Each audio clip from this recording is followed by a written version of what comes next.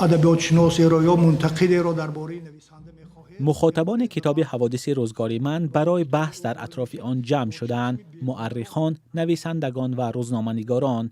اکثر آنها از این کتاب که از سوی یک صاحبکار نوشته شده است استقبال کردند. به حیث مؤرخ میگم که وقتی که ما تاریخ سیاسی و اقتصادی رو با هم مینویسیم یا فرهنگی، بیشتری همین جنبه های اقتصادی که در کتاب های تاریخی ما هستند ضعف دارند، به خاطر اینکه اونها بر اساس آماری هست نوشته شدن که نه راستیشون معلوم است نه نادرستیشون. و اینجا چون از بیهقی بسیار مثال زیبا میارن عبدالخلیل، هر چیزی که نوشتن مستند است، یعنی از دیده و از شنیده ها و از اون چیزی که ایشان تجربه کرده.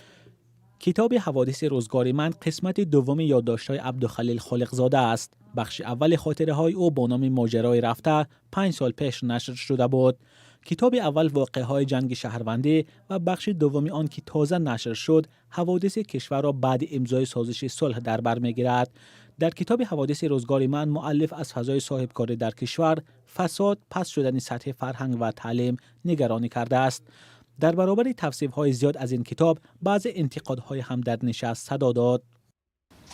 زبانشم درست است، قوی است، لیکن بعضاً یک کلمه های عربی کارفرموده می شود به نظرم همه نمیفهمند.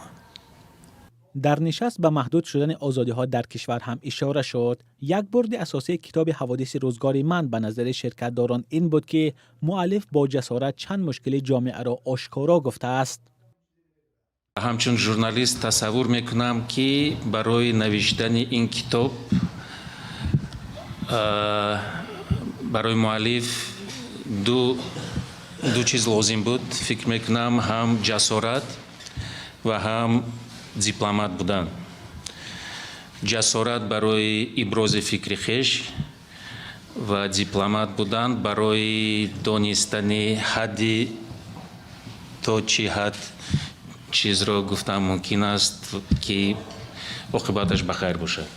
کتاب حوادث روزگار من بجز کریلی با حروف فارسی نیز نشر شده است. چاپ خاطرها در میان چهره‌های سیاسی و فرهنگی تاجیکستان در سالهای اخیر چندان معمول نیست. روشن نیست که دیگران تا کجا از این کار عبدالخلیل خالقزاده پیروی میکنند.